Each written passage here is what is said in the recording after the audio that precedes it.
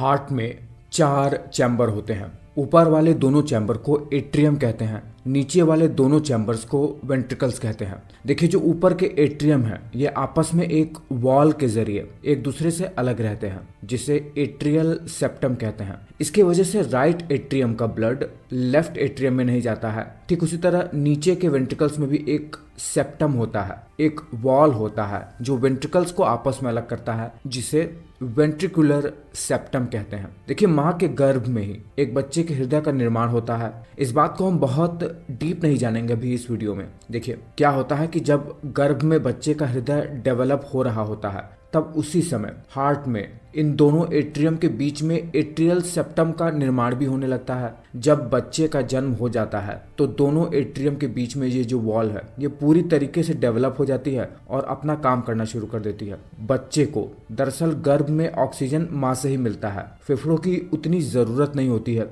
इसीलिए हार्ट और लंग्स के बीच का जो कनेक्शन है वो ढंग से डेवलप हुआ ही नहीं रहता है। ऑक्सीजन तो गर्भ में माँ से ही मिल जाता है। जब बच्चा बाहर निकलता है पेट से, तब उसे अपने लंग्स को यूज़ करना पड़ता है, तब ये सब चीज़ें डेवलप हो जाती हैं पूरी तरीके से कुछ दिन के अंदर। पर कभी कभी देखो क्या होता है, दोनों एट्रियम के बीच में ये जो वॉल है एट्रियल सेप्टम, उसमें कभी कभी छेद रह जाता है, एक होल बन जाता है। ये मल्टीपल भी संख्या में हो सकते हैं। जन्म के समय से ही ऐसा देखा जा सकता है कुछ बच्चों में, जिससे क्या होता है, राइट एट्रियम से ब्लड लीक होकर लेफ्ट एट्रियम में जाने लगता है, या वाइस वर्सा लेफ्ट से राइट में जाने लगता है। ब्लड के फ्लो को जो राइट से लेफ्ट में या लेफ्ट से राइट में हो रहा है, इसे शंट कहते हैं, और ये एक बड़ी समस्या बन सकती है। इसे एट्रियल सेप्टल डिफेक्ट कहते हैं, या जिसे हम हिंदी में दिल में छेद होना कह देते हैं। ये बच्चों में कॉन्जेनाइटल हार्ट डिजीज के रूप में जाना जाता है। मतलब जन्म से ही बच्चों में जेनेटिक या फिर गर्भ में समस्या की वजह से ऐसा होता है। ये मुख्यतया बचपन में ही होता है,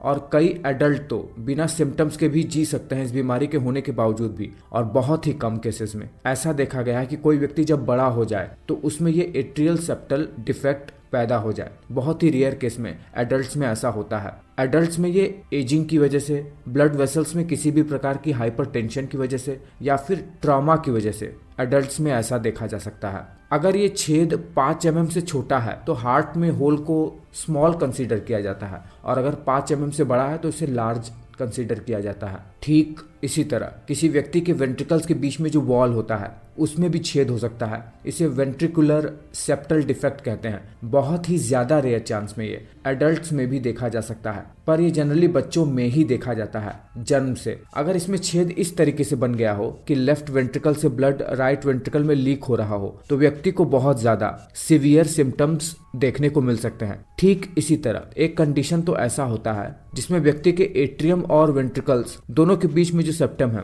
उसमें छेद बन जाता है। इसे एट्रियो वेंट्रिकुलर सेप्टल डिफेक्ट कहते हैं। इसमें एक एट्रियम और वेंट्रिकल्स के बीच में जो वेल्व है वो खराब भी हो जाता है, रिजल्टिंग लंग्स में ब्लड का प्रेशर बढ़ जाता है और हार्ट और लंग्स दोनों में गड़बड़ी आने लगती है। दिल में किसी भी प्रकार का छेद हो, सबसे ज्यादा जो कॉमन सिम्टम्स देखने को मिलेगा वो होगा बच्चों में सांस लेने में दिक्कत होना, हार्ट में पाल्पिटेशन होना, हाथ पांव का फूल जाना, बार बार फेफड़ों में इन्फेक्शन होना, और स्ट्रोक का देखा जाना ब्रेन में। ये सब कॉमन सिम्टम्स होते हैं। इसे जनरली इकोकार्डियोग्राम से डायग्नोज करते हैं, और भी कई सारे प्रोसीजर होते हैं, वो डॉक्टर ही बताएगा कि जस्ट एक्सरे कराना है या ईसीजी कराना है, पर जनरली इकोकार्डियोग्राम से इसे डायग्नोज करते हैं। डायग्नोज होने पर इसे डॉक्टर सर्जरी करके ट्रीट करेगा। सर्जरी में एक आर्टिफिशियल वॉल से छेद को सील करके इसे ट्रीट किया जाता है। कम से कम शब्दों में बताने का प्रयास किया है। उम्मीद करता हूँ कि आप ये बात समझ गए होंगे।